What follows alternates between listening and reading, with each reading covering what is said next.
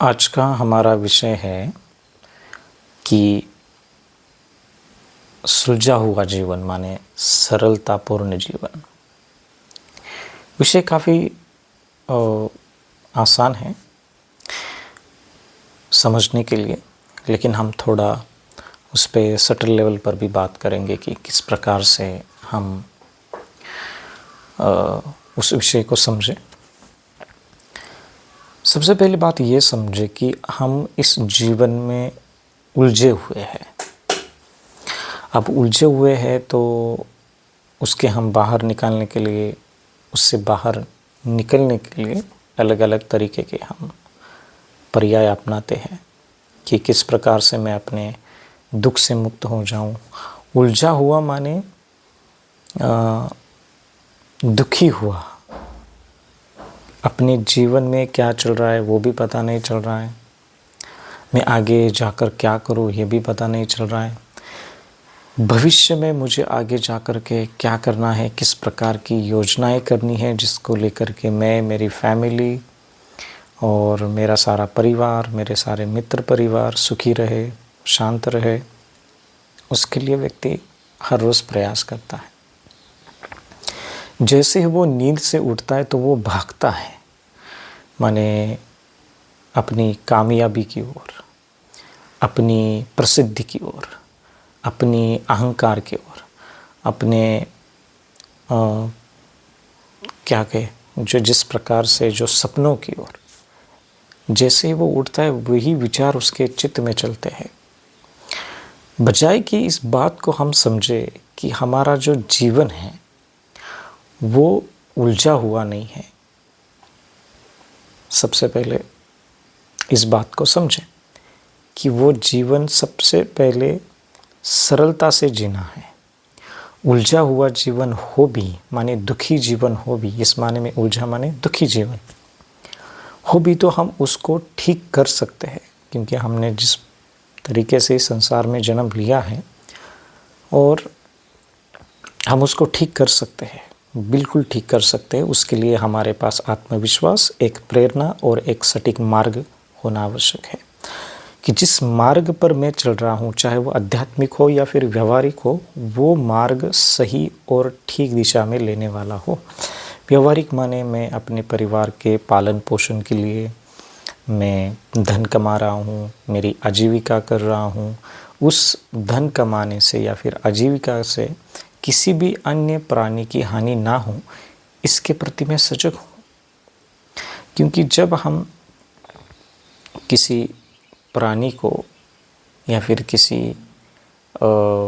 जीव को हम हानि पहुंचाते हैं, मनुष्य भी है, मनुष्यतर प्राणी भी है, उनको हम हानि पहुंचाते हैं, तो स्वाभाविक है कि अशांति तो मिलेगी ही उसको। तो जिस प्रकार मैं दुख न चाहकर सुख का इच्छुक हूँ, ठीक अन्य प्राणी भी दुख न चाहकर सुख के इच्छुक है। इस बात को समझना है। तो उठते ही हम अपना अहंकार, अपनी स्वार्थी भावना, अपनी कामना, अपने संजोए हुए सपनों के साथ उठते हैं बेड से और भागे चलते हैं उनके पीछे। हमें थोड़ा कहीं तो स्थिर होना चाहिए, कहीं तो शांत होना चाहिए। इन भागदौड़ की ज़िंदगी में न जाने मृत्यु भी कब आ जाए और लगता है कि मुझे यशस्वी होना है, मुझे प्रसिद्धि पानी है, मुझे समाज में एक बड़ा बदलाव लाना है। इसके लिए हमें शांत होना ज़रूरी है। और शांति का अर्थ क्या है?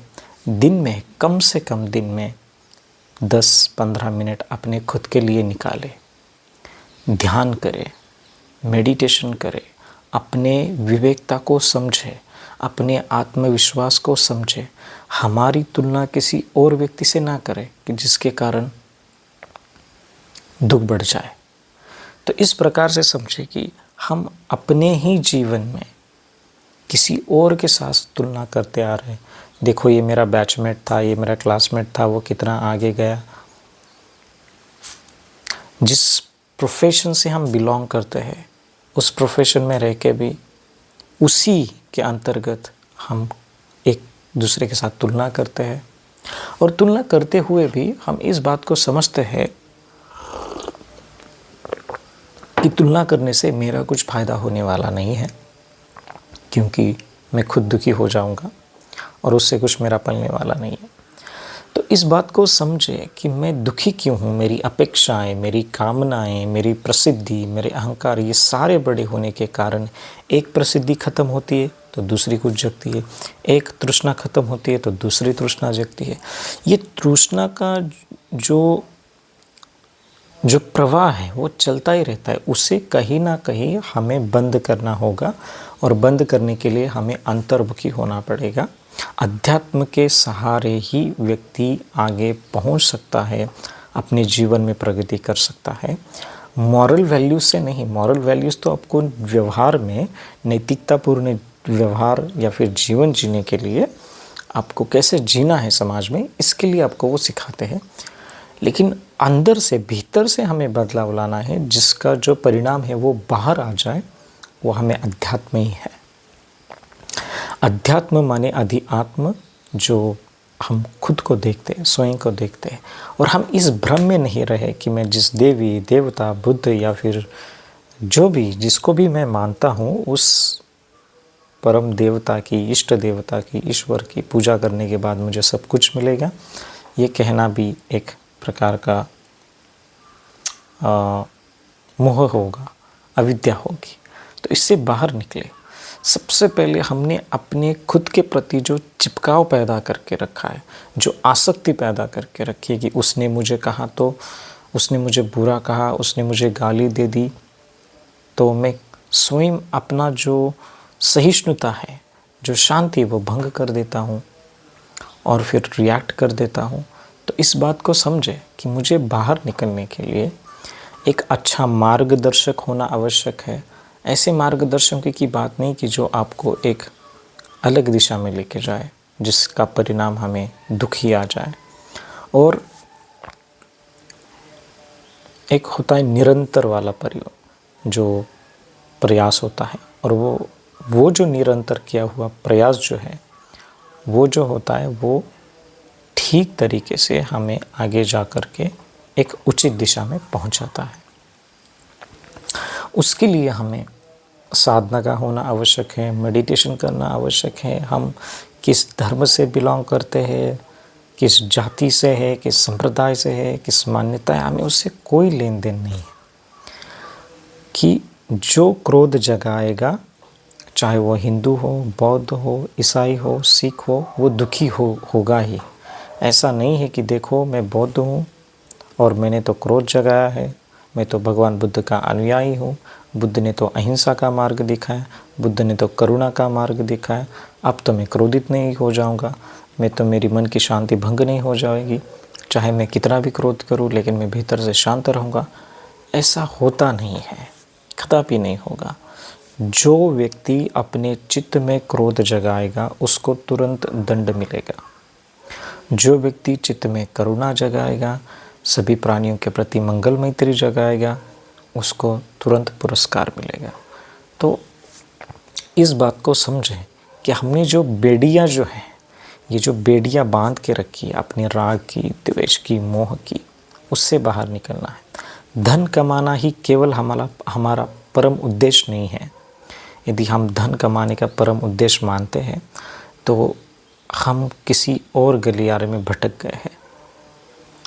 यदि हमारे पास धन है भी, ना भी है, लेकिन मन की शांति है तो सुखी है। और मन की शांति जो है उसमें विवेकता है। विवेकता होने के कारण व्यक्ति सही दिशा में सही निर्णय ले पाता है और वो दुखी नहीं रहता ज़्यादा काल तक, क्योंकि उसको पता है कि उससे बाहर निकलने के लिए उसको किस प्रकार का सहारा लेना आवश्यक है। तो जीवन हमारा सरलता से जिए, एक खुले व्यक्ति की तरह जिए। एक क्या कहें, अभी उदाहरण कहना तो एक बच्चे की तरह जिए, कि जिसके कारण हम मन में कई बोझ ना रखें।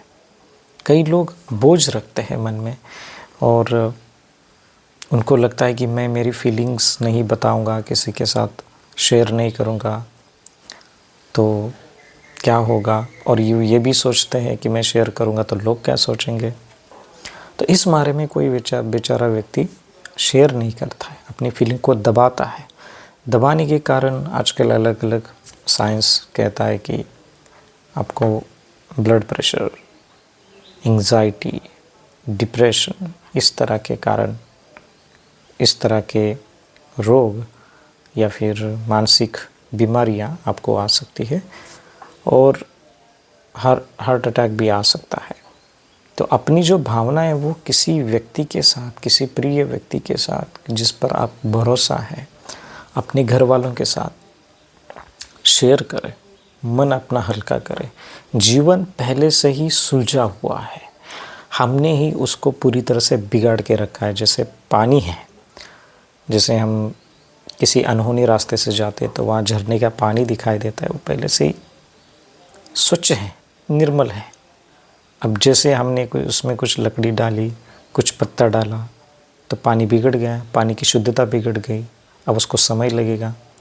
तो ठीक वैसे हमने जैसे जन्म लिया है, जिस समाज में, परिवार में पले बड़े हैं कि देखो बेटा तुम्हें ये बड़ा होना है, मुझे अपने धर्म का संरक्षण करना है, मुझे आगे बढ़ना है, मुझे बड़ा इंजीनियर बनना है, डॉक्टर बनना है, बड़ा अफसर बनना है, इस माने में हम सारा बोझ लेके घूमते हैं। और ये भी होता है, उदाहरण हमें समाज में देखने को मिलते हैं, जो लोग अपनी ऊंचे पद पर पहुंचना चाहते हैं, जब वो हासिल करते तो उनको पता चलता है उसके बाद कि मैंने जो हासिल किया है उसमें जो कुछ था ही नहीं है, तो उनकी और कुछ अलग कामना बन जाती है उस मुकाम में पहुंचने के बाद। तो मैंने जैसे कहा कि ये तृष्णा का प्रवाह है, उसको हमें कहीं तो शांत करना होगा, और वो शांत होता है अपनी मेडिटेशन से, सुबह शाम साधना करने से। अपनी ज़िंदगी में बदलाव आएंगे और वो एक निरंतरता से होगा, वो एक अनुशासन मन से होगा। यदि मन ही अपना दुर्बल है भीतर से, तो फिर हम चाहे कितने भी बाहर प्रयास करें, हम दुखी ही रहेंगे। तो सरलतापूर्ण जीवन जिए, उसके लिए हमें किसी कामनाओं के पीछे न भागे। वर्तमान में जो चल रहा है उसके प्रति हम सजग रहे, उसका आनंद ले लें। जो हमारे पास है नहीं है उसकी हम चिंता कर रहे हैं, और जो हमारे पास है उसके प्रति हम सुखी नहीं हैं, उसके प्रति हम समाधानी नहीं हैं। तो ऐसे क्यों हम कुछ घटनाओं के साथ अपने खुद की तुलना करें कि जिसके कारण दुखी हो। एक ऐसा व्यक्ति अपने दैनिक जीवन में इस ऐसे घटना से, ऐसे व्यक्ति के साथ तुलना करता है कि उसका और उसका कुछ रंच मात्र भी संबंध नहीं है। ऐसे वस्तुओं के साथ, ऐसी घटनाओं के साथ वो उसको तुलना करता है। तो हमारे पास क्या है ये आवश्यक है। जैसे उदाहरण से मैंने एक घड़ी पहनी है, अब ये घड़ी जो है सिंपल है। अब हम देखते हैं कि सोचते हैं कि अब मैं जैसे रास्ते से जा रहा हूँ और देख रहा हूँ, अरे उसके पास तो बड़ी अच्छी घड़ी है, टाइटन की घड़ी है, रोलेक्स की घड़ी है, काश वो घड़ी मेरे पास होती। अब जो मेरे पास है वो उसके प्रति मैं सुखी नहीं हूँ। अब मैं मेरी तुलना किसी और व्यक्ति के साथ कर रहा हूँ, बजाय कि मेरे नीचे और भी एक व्यक्ति है जिसके पास घड़ी ही नहीं है, और वो मुझे देख के सोच रहा है कि मेरे पास एक घड़ी होनी चाहिए थी ताकि मैं अपना समय देख लूँ। और मेरे पास घड़ी है और इस घड़ी को नहीं देख करके मैं उस घड़ी की ओर देख रहा हूँ कि वो घड़ी मुझे मिल जाए, देखो कितनी सुंदर है, देखो कलर कितना अच्छा है। तो जब जब ऐसी भावना जगे, इस बात को समझे कि हमारे पास जो है, हो सकता है समाज में वो किसी के पास नहीं है, अतः हमारे पास जो है उसके प्रति हम कृतज्ञ रहें, समाधानी रहें। घड़ी तो एक ही है, समय तो एक ही बताती है, तो घड़ी में अंतर नहीं है। अब जैसे एंड्रॉयड फ़ोन है, किसी के पास फ़ोन अच्छा देखा, एप्पल फ़ोन देखा, अरे मेरे पास वो फ़ोन होना चाहिए, मेरे पास वो फ़ोन होता तो अच्छा होता, बजाय कि एक ऐसा व्यक्ति की जिसके पास फ़ोन नहीं है, जो एक सिंपल सादा सा फ़ोन इस्तेमाल कर रहा है, कैमरा भी नहीं चल रहा है, और वो ये सोच रहा है हमारी फ़ोन की ओर देखे कि ऐसा फ़ोन मुझे मिल जाए। तो जो मेरे पास है उसके प्रति बहुत आभार रहे, बहुत कृतज्ञतावान रहे, क्योंकि हम इसी जीवन में फंसे हुए हैं। ये बहुत बेसिक लेवल की चीज़ें हैं, सटल लेवल की नहीं है। हम जब बहुत गहराई की बात करते हैं और राग द्वेष मोह की ही बात आती है, लेकिन इन बाहरी चीज़ों को ज़्यादा महत्व नहीं देना है कि तुलना की मेरे पास क्या है नहीं है, इसको लेकर के हम दुखी होते हैं, भविष्य में क्या होगा इसको लेकर के हम दुखी होते हैं। तो अपना जीवन जो है वो हमने ही पहले से ही उलझा हुआ है, और उलझाया कैसे है? अपनी अविद्या के कारण, बजाय कि वो पहले से ही सुलझा हुआ है, पहले से ही शुद्ध है, निर्मल है। अब पहली बार हमने अपनी कामनाएं, कर्म संस्कार, आसक्ति जगाई और उसके कारण हमारा वो प्रवाह चल पड़ा है। तो उसको कहीं और हमें रोक लगाना है। अपनी दैनिक जीवन में हमें खुद को आगे बढ़ाना है तो हमने साधना करनी है, मेडिटेशन करना है, अपने ऊपर चिंतन करना है कि मुझे और किस प्रकार से मैं एक अच्छा व्यक्ति बनूं जो समाज में सभी का सुख का कारण बनूं। तो इस बात को हम समझे कि मुझे जो भी जीवन जीना है मैं सरलता से जीऊँ। आवश्यक नहीं कि मैं किस धर्म से